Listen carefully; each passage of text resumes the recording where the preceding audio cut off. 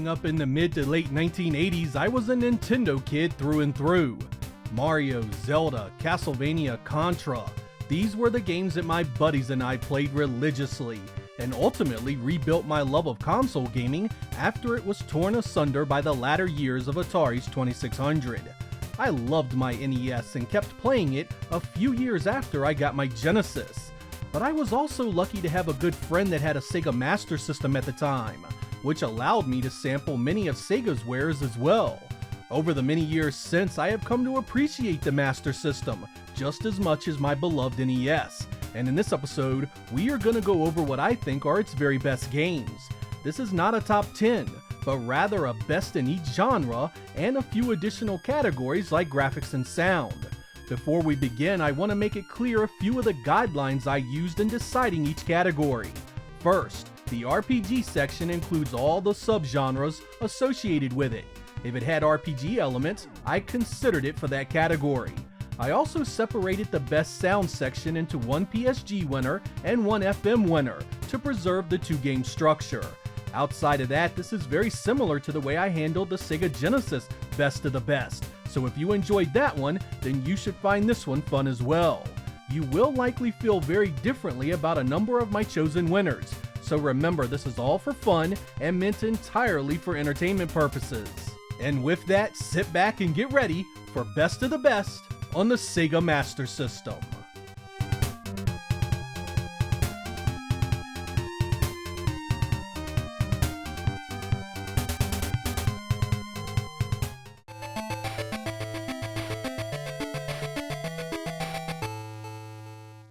We look at the puzzle genre first, an area that can have some real hidden gems.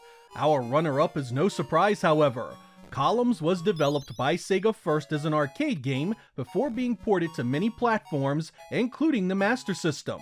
I really dug this one primarily because of Flash Columns, a mode where you needed to break the flashing gem that was typically buried beneath a bunch of others. With a memorable soundtrack, it could soak up incredible amounts of time. But my pick for the best game in this category is Penguin Land. This seems at first an extremely simple concept, but it's a whole lot more complicated than it seems. You need to get your egg back to your spaceship, slowly dropping it level by level and trying not to break it. Unfortunately, there are some pretty desperate bad guys trying to stop that from happening. What made this game so cool was the fact that you could edit your own levels and save them to the cartridge. So not only do you get 50 levels to play, but you can get creative and add 15 more. This was a great playing title with a ton of replay value. It also supported the FM sound unit.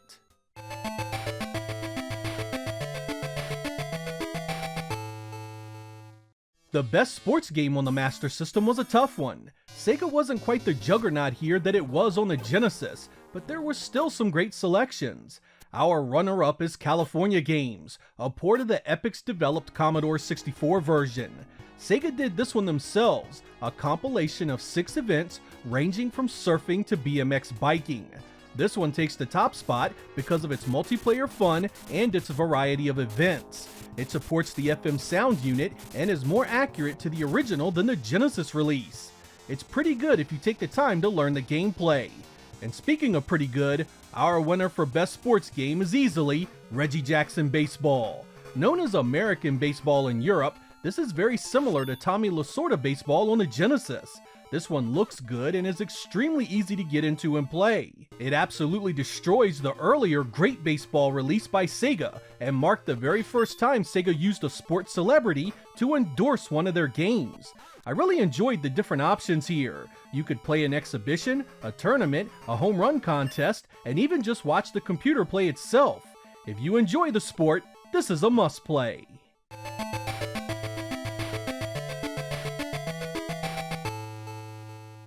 Racing games back in the 8-bit era often were simple affairs that looked nowhere near as nice as the stuff available in the arcade. Fortunately, the gameplay could still be solid, and that certainly describes our runner-up Road Rash. Take a look at what you are seeing. Can you believe this is running on a Master System? I mean, it looks nearly as nice as the Genesis release, just a bit slower. The nice thing is that it pretty much has all the content of the 16-bit edition. It's got the tracks, the bikes, and the turn-based 2-player mode. To beat it, you need some kick-ass music and solid gameplay, and it just so happens that our best racing game winner has those things and then some. OUTRUN, of course, sees some bit cutbacks and visuals from the arcade, but the core of what made the original so much fun is still here.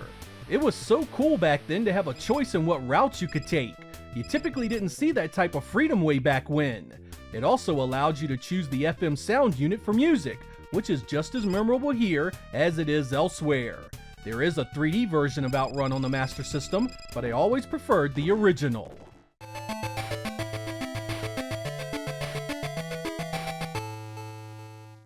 The Best RPG, Adventure, and Strategy Game category had a number of interesting choices, but our runner-up is the incredible Phantasy Star. My first exposure to this was pretty frustrating because I found the game so difficult. It was really easy to get killed in the opening battles, and if you didn't know where to go or what to do, that frustration was amplified incredibly. But after getting my footing, I quickly came to appreciate its great visuals, its compelling story, and its science fiction setting. The three-dimensional dungeons were groundbreaking for an 8-bit console, it supports the FM sound unit, and it came on a massive 4-megabit cartridge. To beat this classic, you need something of a similar pedigree. And Ys, the Vanished Omens, is that game. Originally created by Falcom, the Master System port was done by Sega themselves. The FM sound support was removed from the Western releases, but otherwise this is a game you just gotta play. What won me over in this one was the complete lack of random battles. This one uses real-time conflict to drive the gameplay. You attack enemies by running into them. That means you can avoid them if you want, and while it does take some practice to get a feel for it, the rest is so damn good, you'll have no trouble giving it the time. There's ancient books to find, a goddess to awaken, and a bad guy to kill, all in a day's work.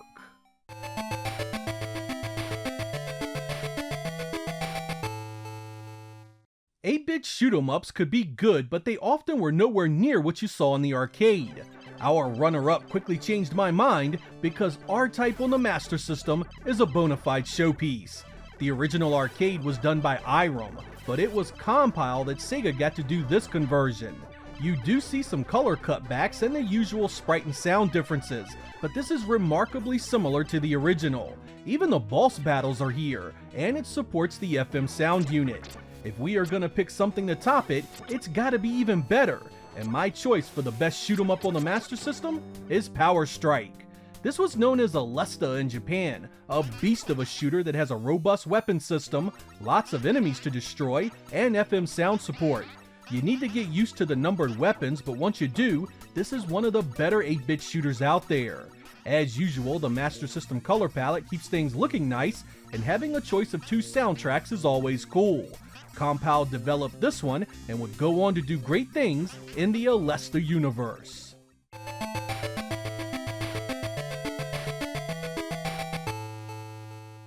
Things got really difficult when choosing the platformer section. So many games fit into this mold during that time, and so many of them hold up extremely well. Our runner-up is a staple of the genre, the very first Sonic the Hedgehog. What I appreciate about this is that Sega just didn't have the Genesis title ported over to the Master System with a bunch of cutbacks. This was actually an entirely different game from the 16-bit edition, using only the same basic structure and themes. This was developed by Ancient, and they shot for a slower, more grounded Sonic adventure. And it worked because this is fondly remembered by many as the better of the two. But my favorite platformer on the Master System and the overall winner is Castle of Illusion. Like Sonic, this was a different game than the 16-bit version, and again, arguably a better one. Mickey is once again trying to rescue Minnie from the evil Mizrabel, but this time you get new stage layouts, new play mechanics, and different bosses. It's a gorgeous game too, painting the screen full of color and great animation. Sega and Disney made a number of great games for the Master System, but this right here was the best.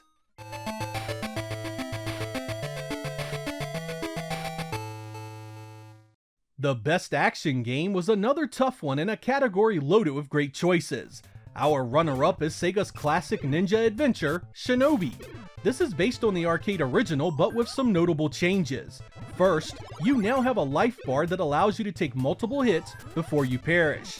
That opens the challenge up a bit so casual players can actually enjoy it. There's also FM sound unit support, new power-ups, and new magic, though that magic does have some restrictions of where and when you can use it. Overall, it was a heck of a game and one of the defining titles during the life of the platform.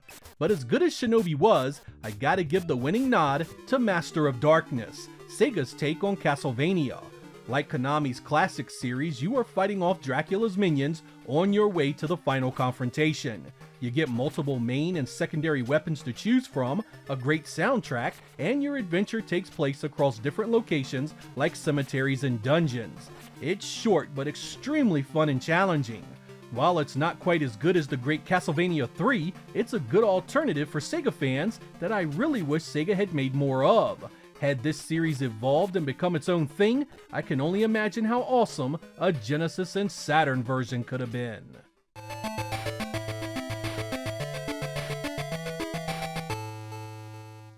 There are a number of running guns on the Master System, but my choices here were quite easy. The runner-up is Sega's own Rambo First Blood Part 2. This was known as Ashura in Japan and Secret Command in Europe due to the lack of the Rambo license, but no matter what it's called, it's a great two-player running gun. It's quite similar to other games in the genre like Akari Warriors and Commando, but I really dig the visual style and gameplay here. You need to free POWs, score power-ups, and destroy the enemy stronghold in each area. It was exclusive to the platform and very nearly took the top spot. But when it comes to that top spot, I gotta go with ROBOCOP vs. Terminator. This port of the 16-bit original absolutely blew me away on the Master System. Most of what made the Genesis version fun remains here, including the bloody deaths. Essentially, ROBOCOP runs, jumps, climbs, and beats down familiar enemies from the two film series. The ultimate goal is to take down Skynet and stop the destruction of the human race. This was 4 megabits of pure ass-kicking fun.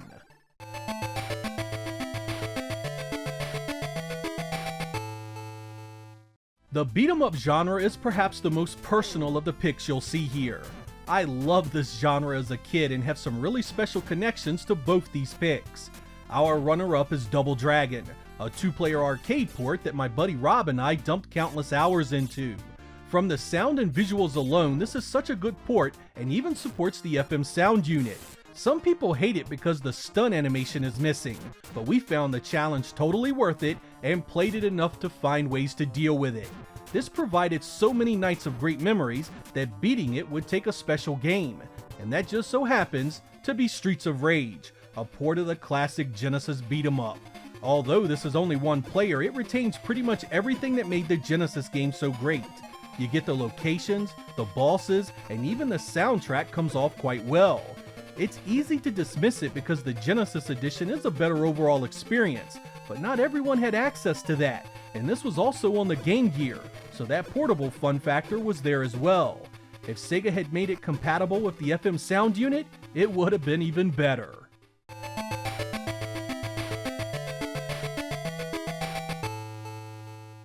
Like most other consoles at the time, the fighting game genre would seemingly be dominated easily by Street Fighter II and Mortal Kombat, but not here on the old Master System.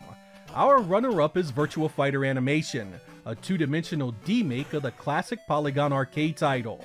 It was only released in Brazil, a port of the Game Gear version that was released elsewhere. The gameplay feels quite similar despite the technology differences, and the animation really comes off quite smooth. You still have a ring to fight in, and it has many of the same maneuvers. It's based on the Japanese anime, so there's a story in between the action as well. It's honestly not a bad fighter at all, considering the Master System was already over a decade old at its release. Surprisingly, it was another Sega release fighter that bested it, Masters of Combat.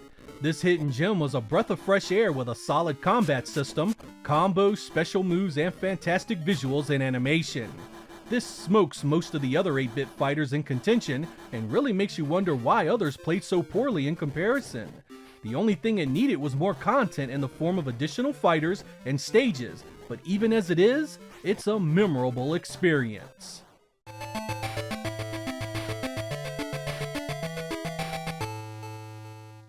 With arcade ports being such a big deal during the 8-bit era, I had to have a category covering it. Our runner-up for Best Arcade Port is RASTAN, a conversion of the Taito Action Classic. It sees the expected audio-visual downgrades of the time, but this still nails the overall feel of what made this game fun in the first place. The FM sound support is awesome, and this is one of the few titles for the platform that actually showed up in the US first. That means I got to play it at its original release.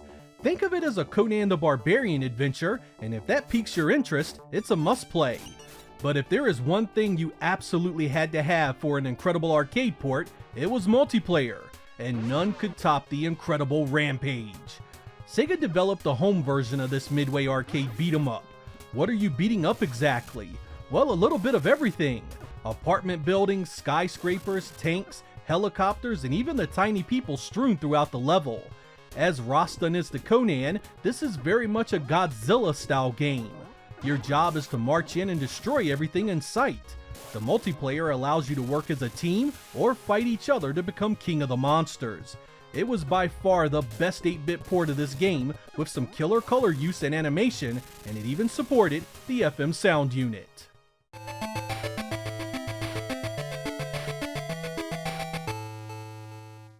Master System exclusives was a rather easy category for me because the games in question are just so much better than their competition.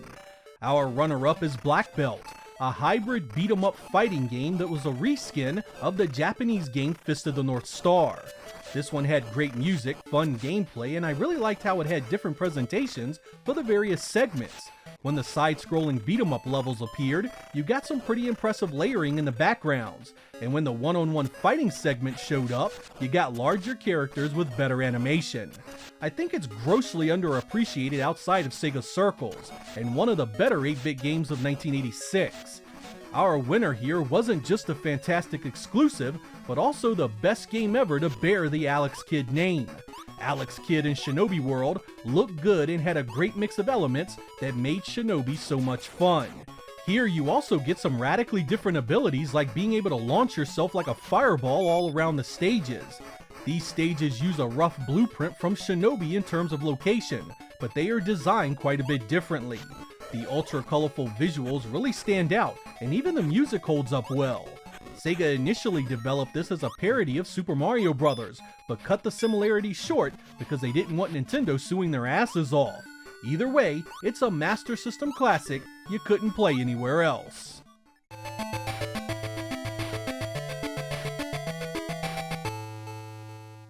As I mentioned earlier, the best sound category is split between the best PSG and the best FM sound.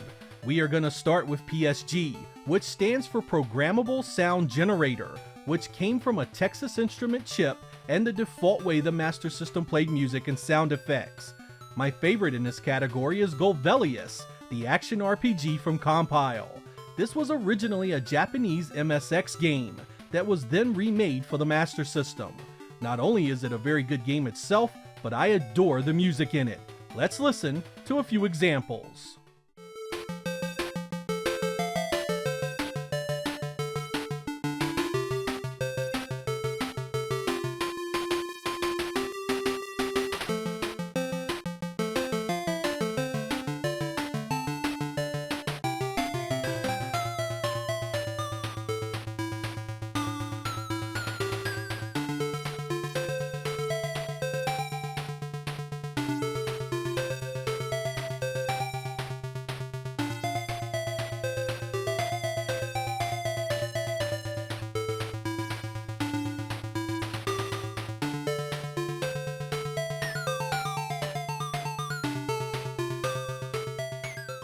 The FM sound unit was an upgrade module originally released for the Japanese Mark III and later built into the Japanese Master System. It supported games made specifically for the device and added sound that more closely resembled the Sega Genesis in composition. My favorite among these games was Miracle Warriors, another RPG that was originally released for Japanese home computers. Again, this is a very good game that also happens to have a stellar soundtrack. Even better is the FM rendition of that soundtrack. I've got a few examples for you, so let's have a listen.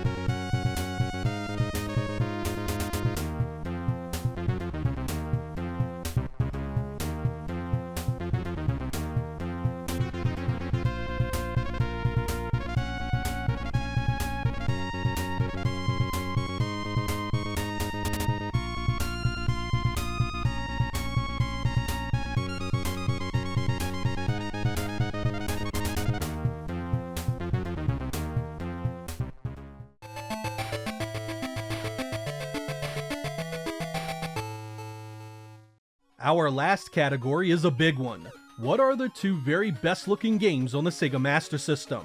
Our runner-up is the Lucky Dime Caper starring Donald Duck. This is damn near 16-bit quality in terms of color and animation. Just look at that. It absolutely destroys most of the games you saw on competing hardware made in the 1980s. Even more impressive is the fact that it comes on only a 2 megabit cartridge, a stunning realization when you look at the games that came on chips double the size. Disney and Sega often created special software together, and this is another one that fits right in line with Castle of Illusion and its spin-offs. With it being such a beauty, finding a title to best it was no easy task, yet a champion emerged to represent this hardware like a boss. Ninja Gaiden was Sega's take on the popular Tecmo series that began life as an arcade beat-em-up. It's no such thing here though, as this is an action platformer in the vein of the Shinobi titles. You run, jump, climb, and use projectiles and your sword to fell your enemies. You'll fight through forests, major metropolitans, and even waterfalls and caves. And every step of the way is filled with fantastic color, great enemy variety, and a main sprite that is animated impeccably. It's another 2 megabit stunner that absolutely pisses on the majority of what you saw elsewhere.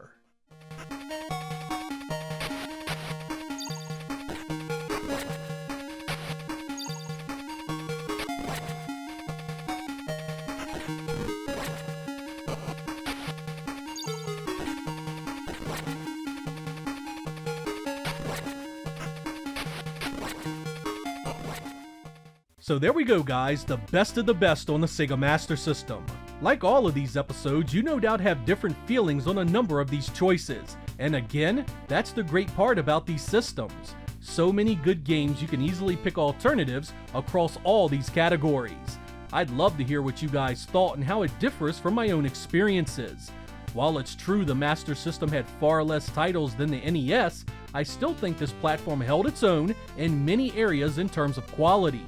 The best games here were different enough from their contemporaries to make the Master System a viable alternative to many people, at least outside of Japan and North America, where the hardware and its software were cheaper and easier to come by. If you have never given the Master System a real chance, I highly advise that you do.